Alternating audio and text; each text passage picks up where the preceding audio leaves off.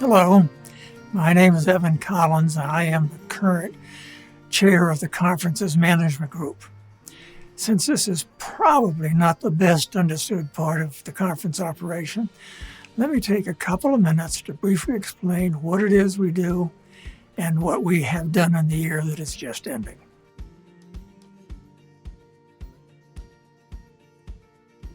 The conference management group operates somewhat like a very enhanced version of a standard investment committee that you might see in any other conference.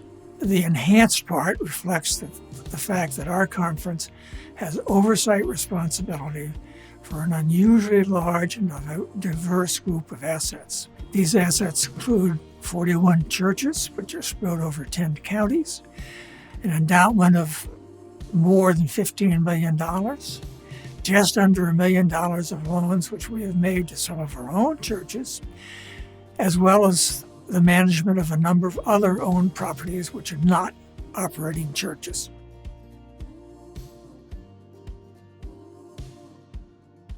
Several decades ago, we set out to build an endowment that would be substantial enough that the income would cover all of the normal operating expenses of the conference. This would then allow the annual local churches to direct their tithes to the conference as they do now, but they would be utilized entirely for mission outreach. So far, through God's generous blessing, we have been able to grow our endowment significantly over the last few decades. Most recently, we grew the endowment by 9.5% in 2020, and we have increased it at a further 11.5% so far in 2021. While the endowment income does not cover all of the expenses of the conference currently, we are getting ever closer, and the contribution is now over 70% of our total operating budget.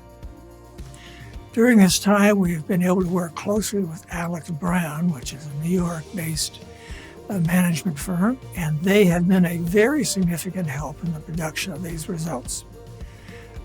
The management group's oversight with Alex Brown includes frequent contact with him, almost on a daily basis, and detailed quarterly reporting.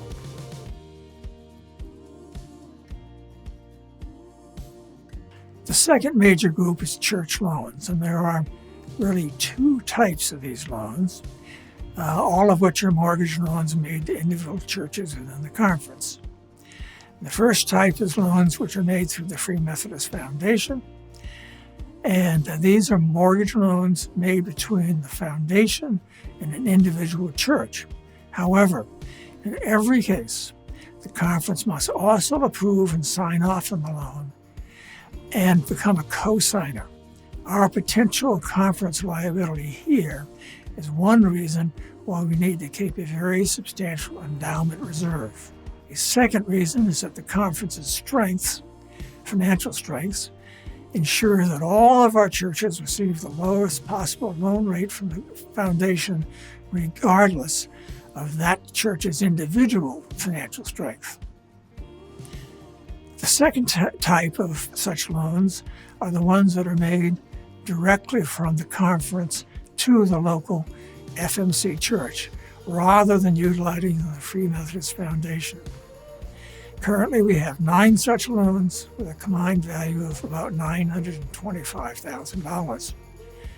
While it is certainly important for our churches to have ready access to an FMC source for appropriate loans, providing such a service within the conference, while the Free Methodist Foundation is such a good available option, is not part of our core mission, and it does divert our staff resources from their primary responsibilities.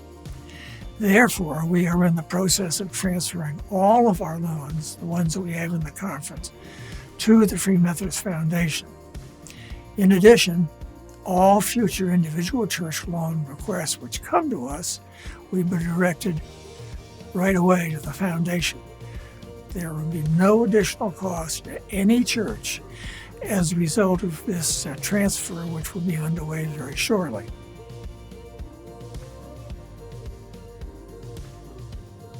The third area of major activity for the management group is other real estate properties. This comes about because over time we have assumed responsibility for a number of church-related properties which are not now utilized as churches. Pastoral residencies on property that was a church, or private schools located on a former church property and now rented out, or a currently vacant former church building which we will not be utilizing. Each of these properties is a unique situation, often very difficult and different one from the other. And so to assist us, we have retained an outside real estate consultant who is extremely helpful and is able to perform a great deal of the necessary legwork. Because of the mission relevance and the complexity of these issues, oversight obviously needs to remain with the management group, together with frequent dialogue with the FMCSC Board of Administration.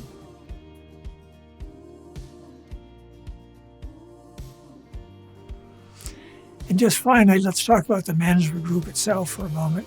As you can see, it's a complex and somewhat evolving set of operational responsibilities.